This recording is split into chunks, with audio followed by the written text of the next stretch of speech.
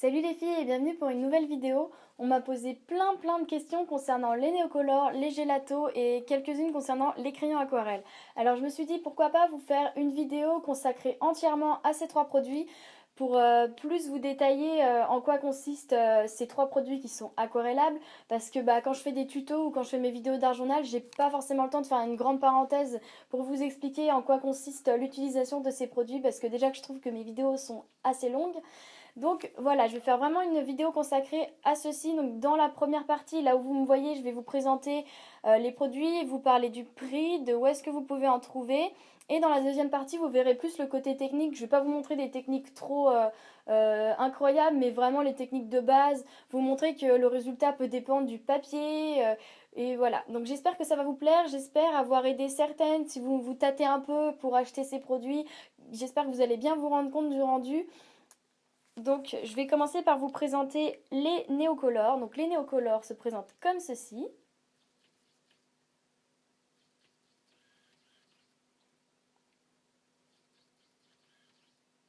Et ce sont des pastels aquarellables.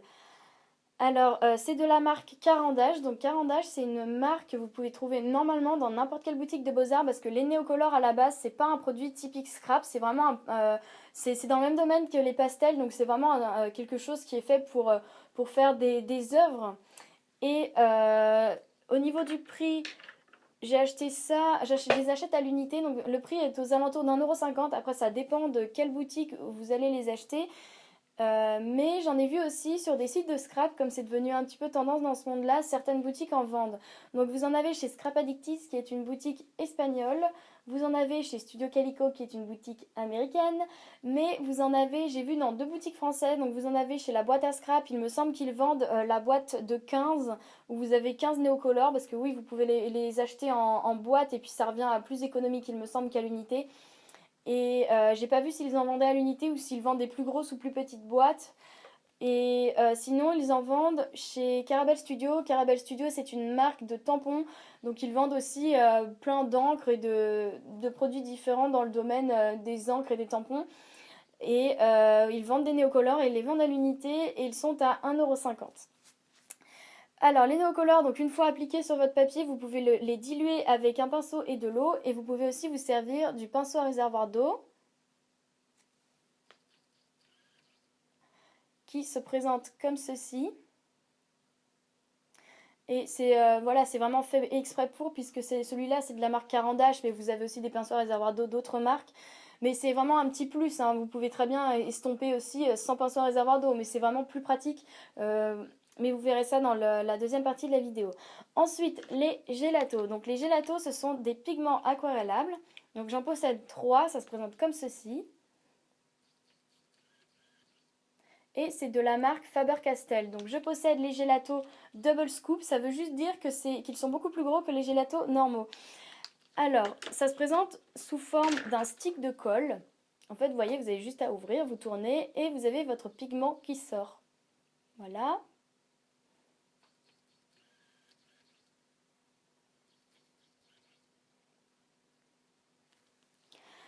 Alors, bien que les gélatos soient de la marque Faber-Castell, j'en ai pas trouvé dans les boutiques de Beaux-Arts, ni à Cultura. Donc, c'est plus difficile de les trouver que les néocolores. Et je trouve que on peut les associer à des pastels, hein. Le rendu, ça ressemble un petit peu à des pastels, mais c'est vraiment beaucoup plus concentré. C'est très concentré. Et au niveau du prix, moi je les ai eu aux alentours de 5 $ parce que je les avais achetés sur le site Blue Moon Scrapbooking, qui est un site américain. Mais vous pouvez en trouver en France chez La Boîte à Scrap où ils vendent les double scoops comme les miens. Et ils vendent aussi les petits packs avec 4 gelatos différents, il me semble, et c'est les plus petits. Et, j'en avais vu aussi chez Inspiration Création, ils avaient aussi également les packs. Et il me semble que les packs, c'est aux alentours de 10 €. Après, ça dépend peut-être des boutiques. Ça dépend peut-être des boutiques, puisque moi, voilà, j'ai commandé seulement les double scoops. Puis, au niveau des crayons aquarelles, donc moi je dis crayon aquarelle, mais certaines disent crayon aquarellables, je sais pas lequel des deux est le bon parce que moi j'ai pris l'habitude de dire ça depuis que je suis en primaire, donc ça se trouve je me trompe complètement. Toujours est-il que si vous entendez aquarelle ou aquarellable, c'est la même chose. Donc moi j'utilise ceux de Faber-Castell, j'en possède trois.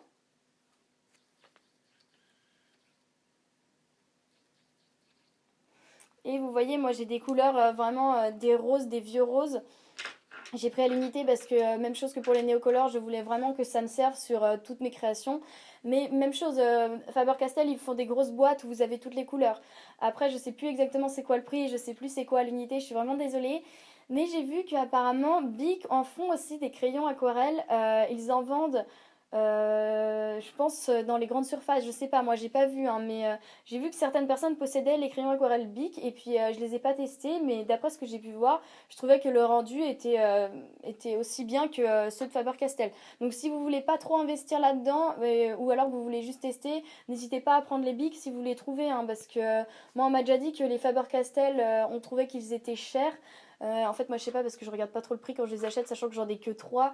Mais c'est vrai qu'après, niveau, si on prend la grosse boîte, c'est vrai que ça revient à cher. Voilà pour la présentation des produits, donc j'espère vous avoir aidé. Je vous laisse avec la deuxième partie de la vidéo où je vais vous montrer vraiment le côté plus technique je vais vous montrer les tests des différentes couleurs et des différents papiers. C'est parti! Je vais commencer par les néocolores. Donc je commence avec le néocolore orange et je vais l'appliquer sur le papier aquarelle. Donc le mien, c'est un papier aquarelle un petit peu texturé. Donc je sais très bien qu'il en existe plusieurs différents. Donc le résultat peut aussi dépendre du papier aquarelle que vous utilisez.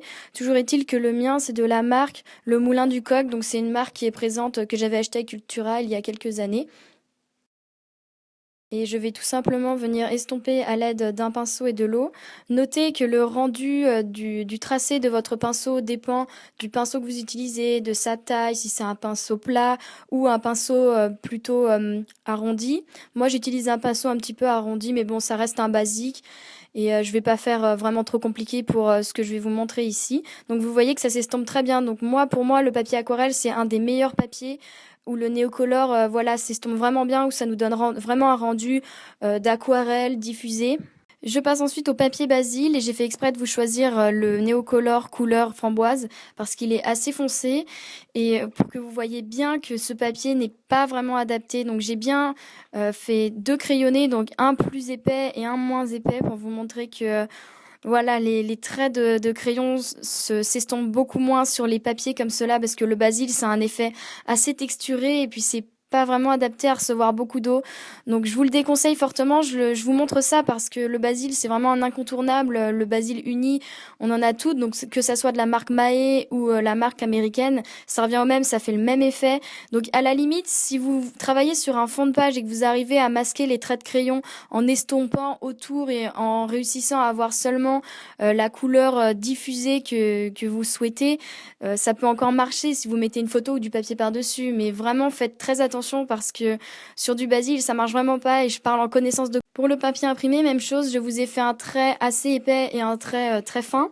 Et vous verrez qu'une fois estompé, c'est assez surprenant, mais c'est pas le trait fin qui va s'estomper le mieux, c'est justement quand vous en mettez une grosse couche, parce que le fait de crayonner fortement avec les néocolores, ça va vraiment faire ressortir l'effet un petit peu gras des pastels, et ça va beaucoup mieux s'estomper, on va vraiment moins voir les traits de crayon. Après, ça fait vraiment un effet beaucoup plus foncé, plutôt qu'un effet diffusé sur le papier aquarelle par exemple, mais je voulais vraiment vous montrer ça parce que c'est la même chose que pour le Basile. Moi j'avais fait des traits beaucoup trop fins sur une de mes pages, et au final, le fond était vraiment pas beau du tout, ça s'estompait pas, il y avait juste de l'eau et puis au milieu des traits de crayon. Vraiment, ça fait un rendu vraiment bizarre, je vais vous zoomer tout ça après. Pour le papier canson, je vous ai pris un néocolore relativement clair puisque j'ai pris le saumon rose. Et voilà, niveau canson, c'est à peu près la même chose que sur le papier aquarelle, pardon. Ça s'estompe vraiment bien et puis peu importe si vous en mettez légèrement ou fortement, c'est... Après, on voit vraiment un tout petit peu les traits de crayon. C'est vraiment, ça se voit pratiquement pas. Donc, sachant que vous risquez d'ajouter des choses autour, si vous vous en servez en fond, c'est vraiment pas dérangeant. Bien évidemment, je vous ferai un zoom après, mais après, le papier canson, franchement, si vous possédez pas de papier aquarelle, bah, le canson, c'est vraiment un incontournable et ça marche très bien. Et au niveau des effets de fond, je termine avec le gesso que j'ai appliqué sur le papier de mon carnet, puisque de toute manière, le gesso, peu importe sur le papier auquel vous allez l'appliquer, l'effet est le même. Donc pour le gesso, le rendu est différent. Après, c'est très pratique quand si vous démarrez par exemple une page d'art journal ou alors une page qui va être très patouille. Voilà, appliquez vraiment une couche de gesso. Là, ça permet vraiment de vous faire un travail si vous mixez plusieurs néocolores. Mais faites cependant attention parce que le gesso, selon l'effet que vous allez avoir quand vous allez l'appliquer, si vous appliquez avec un pinceau, une spatule ou encore une carte, le fait que l'on ajoute de l'eau, ça fait que bah déjà niveau trait de crayon, il y a tout qui s'estompe, ça il y a pas de souci. Mais vous allez vraiment avoir le gesso, les traits de pinceau ou de carte qui vont ressortir. Donc je vous conseille, si vous voulez pas un effet comme ça, de bien lisser le gesso. Et moi, j'utilise un gesso tout simple, c'est le gesso universel pardon, de Dalbe. Et voilà, après, je sais qu'il existe des gessos transparents si vous préférez cela pour une page 30x30 par exemple, si vous voulez pas l'effet vraiment blanc du gesso. Mais après, j'ai pas pu tester avec vous, je suis désolée, je n'en possède pas. Et je termine par vous faire des petits dessins. Donc vous m'excuserez, j'ai pas fait des dessins très complexes parce que l'idée c'était juste vraiment de vous montrer ce que ça donne avec des dessins parce qu'à la base c'est quand même des pastels, c'est quand même fait pour dessiner, bien que ça soit génial au niveau des fonds évidemment. Et moi, je vais estomper ça avec un pinceau à réservoir d'eau, donc qui est de la même marque que les Neocolor. Donc voilà, c'est vraiment un outil qui est adapté pour cela. Mais l'avantage, si vous en possédez un, c'est que vous pouvez vraiment vous en servir pour tout ce que vous souhaitez. Hein. C'est vraiment pas spécifique pour les Neocolor, ça marche très bien avec les crayons aquarelle. Et bah c'est juste un petit plus. C'est vraiment très pratique pour si vous faites des dessins pour estomper tout d'un coup plutôt que de tout le temps devoir tremper votre pinceau dans l'eau, revenir, etc., etc. Et puis ça fait que vous aurez vraiment la même quantité d'eau sur tout votre dessin et vous risquez pas de vous rater quelque part, d'en mettre trop ou pas assez. Enfin, de toute manière, si vous en mettez pas assez, vous en rajoutez. Mais je pense que vous m'avez comprise. Et puis c'est vraiment sympa, vous pouvez aussi jouer sur les dégradés de couleurs. Voilà ce que ça donne au niveau de tous mes petits tests. Donc je vous fais un zoom, j'espère que vous allez bien vous rendre compte du rendu et que ça vous aura aidé. Et moi, honnêtement, les Neocolor, je les aime beaucoup. Je pense que c'est vraiment des trois produits que je vous ai présentés en début de vidéo, c'est mes préférés. Vous comprendrez sans doute pourquoi après en voyant les tests des autres produits. C'est vraiment très pratique. Je trouve que la couleur s'applique vraiment bien. Ils ont des belles couleurs. On peut s'en servir à la fois pour des petits dessins et pour voilà pour faire vraiment des effets de fond avec beaucoup de traces d'encre. Donc moi, honnêtement, c'est mes préférés.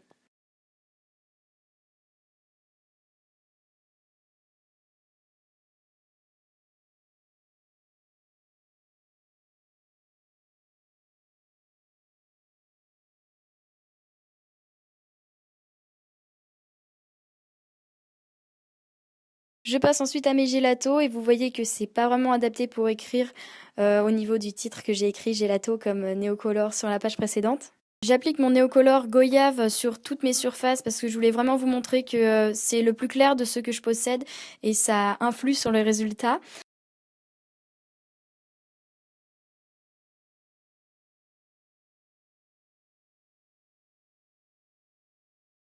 Donc au niveau du papier aquarelle, là il y a vraiment pas de souci, ça s'estompe vraiment bien. Ensuite, sur le basil, alors là, je rencontre le même problème qu'avec le néocolor. Et ça, même si j'applique, voilà, plus une plus grosse couche, vous voyez que le résultat est vraiment pas terrible. Ça s'estompe vraiment pas bien. Au niveau du papier imprimé, alors là, c'est vraiment, même en ajoutant une grosse couche, ça s'estompe pas. Ça fait vraiment, vous verrez avec le zoom après, le rendu est vraiment pas terrible. Avec le papier canson, la même chose que pour le papier aquarelle, ça s'estompe super bien. Avec le gesso également, mais voilà, le rendu est différent que sur un papier puisque ça ne s'imprègne pas. Et j'applique ensuite mon néocolor doré, donc la couleur champagne, sur toutes mes surfaces également pour vous montrer que celui-là, c'est le plus concentré des trois que je possède. Et là, vous voyez au niveau du papier aquarelle, bon alors là rien à dire, même chose. Mais au niveau du basil, vous voyez que ça s'estompe bien, tellement c'est concentré. Alors au final, les traits d'application, ça se voit pas vraiment. Donc le doré, moi c'est le plus concentré. J'ai pas d'autre couleur à part comment dire, le metallic mint qui est aussi concentré. Au niveau du papier imprimé, bon ça s'estompe quand même un peu mieux, mais vous voyez que ça rend le papier toujours un petit peu granuleux. Sur le papier canson, rien à dire. Et sur le gesso, même chose, voilà, je vous ai déjà expliqué, ça revient au même qu'avec le gelato goyave, sauf qu'il est beaucoup plus concentré. J'applique ensuite sur le papier canson et le gesso la couleur métallique mint. Donc après là, j'ai pas appliqué sur les autres surfaces tout simplement parce que je n'avais plus de place, mais ça revient au même qu'avec le doré. Il est un petit peu moins foncé que le doré, mais il est vraiment, il s'estompe relativement bien quand même, celui-là aussi. Donc voilà, vous voyez sur le papier canson c'est parfait et sur le gesso c'est pareil mais c'est pas du tout le même rendu. Sur ma surface dessin, alors là c'est pas vraiment dessin parce que je vois pas trop comment on peut dessiner avec les gélatos, surtout avec les miens qui sont vraiment gros comme je vous l'avais dit sur la présentation. Donc j'ai tout simplement fait des petits cercles parce qu'à la limite on peut s'amuser à faire des petites formes géométriques. Et puis là ça rend un rendu assez sympa mais après voilà j'ai laissé sur la surface tel quel, j'ai vraiment laissé sur mon petit carnet qui est un carnet pour les croquis. Donc voilà, c'est juste une petite idée si vous voulez varier la forme de ces gélatos. Je vous fais des petits zooms maintenant que tout est sec. Et voilà, moi les gélatos, je les aime beaucoup. Mais vraiment, je m'en sers seulement en tant que fond ou à la limite pour colorer un petit peu. Bah, pour ajouter un petit peu de couleur, si je veux rajouter de la couleur sur les papiers. Voilà, le doré me sert un petit peu plus. Mais c'est vraiment pas fait pour dessiner avec le gelato en lui-même. Après, vous pouvez tout simplement créer de la couleur en mélangeant sur une palette un peu de gelato et en ajoutant de l'eau. Mais voilà, en appliquant directement, c'est vraiment fait pour les fonds. Enfin, c'est mon opinion. Après, si vous connaissez plein d'autres techniques concernant les gélatos, n'hésitez pas à m'en faire part. Mais moi, c'est vraiment seulement comme cela que je m'en sers.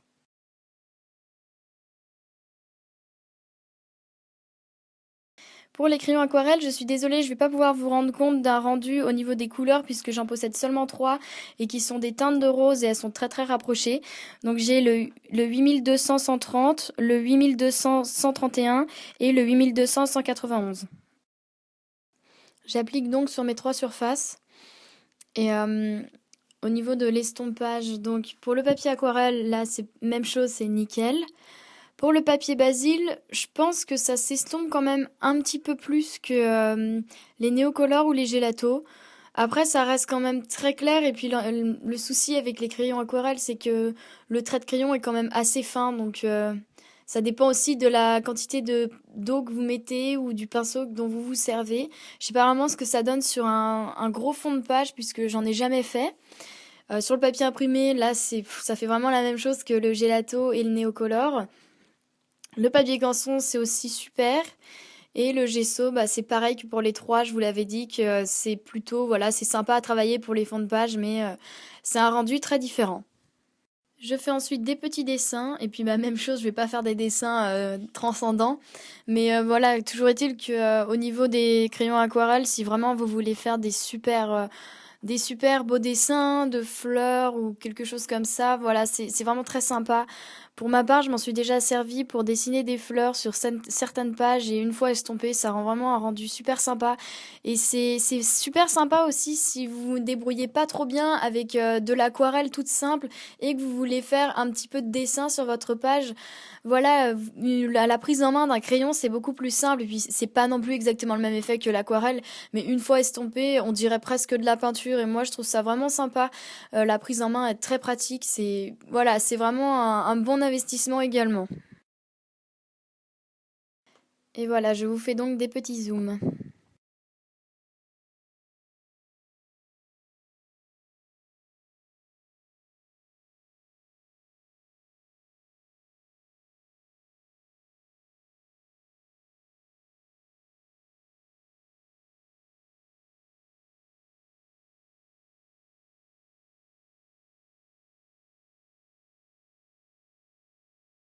Je vous ai précédemment montré plutôt les tests de ces 3 produits avec différents papiers. Maintenant, je vais vous montrer que il est possible d'utiliser de nombreuses techniques. Je vais juste vous en montrer 2 alternatives. Bien évidemment, il y en a beaucoup plus. Alors déjà, vous pouvez vous servir de vos produits avec vos tampons. Moi, je m'en sers pas trop, mais comme je sais que vous êtes beaucoup à vous servir fréquemment de tampons dans vos créations, je vais quand même vous montrer ce que ça donne. Je commence avec un néocolore donc que j'applique directement sur mon tampon en crayonnant. Puis je vais vaporiser de l'eau, mais très très légèrement. Il ne faut pas en mettre trop, sinon le résultat, on va pas voir le motif du tampon. J'en applique légèrement Et j'applique ensuite sur la petite feuille de test que je vous montre. Et puis en fait, ça donne un rendu. C'est pas aussi parfait que de l'encre pour tampon, mais ça revient à peu près au même que si vous utilisez vos tampons avec de l'encre liquide ou de l'encre en spray. Mais ça peut être très sympa comme. Je fais pareil avec un crayon aquarelle. Par contre, j'humidifie d'abord le tampon avant de crayonner parce que le crayon aquarelle ne s'étale pas aussi bien que les néocolores. Les néocolores, c'est quand même beaucoup plus gras, sachant que c'est des pastels, alors que les crayons aquarelle, voilà, c'est comme un crayon de couleur, ça s'étalera pas facilement si vous humidifiez pas un peu avant. Puis je vais l'appliquer.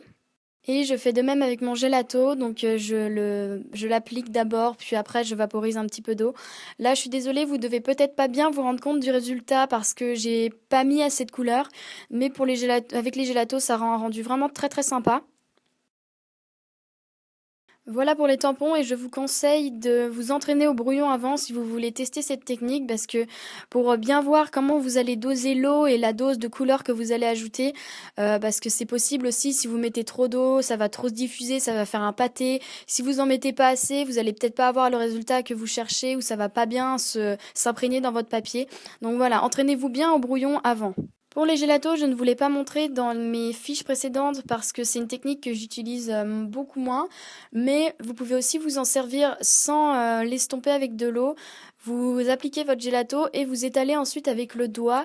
Et ça donne un rendu estompé différent qu'avec l'eau. Ça fait vraiment un effet beaucoup plus soft. Après, bon, moi, vous devez peut-être trouver ça pas terrible parce que j'ai pas changé, j'ai pas utilisé un papier très adapté. Mon grain de papier est pas terrible pour cette technique. Mais voilà, selon le papier que vous allez utiliser, ça peut vous rendre un rendu vraiment très doux, voire même vieilli avec le doré par exemple. Moi, je trouve que ça donne un effet assez vieilli et ça peut vous plaire. Donc, je vous le montre quand même que c'est possible de faire comme ceci. Et voilà des petits zooms sur les actions précédentes que je vous ai faites.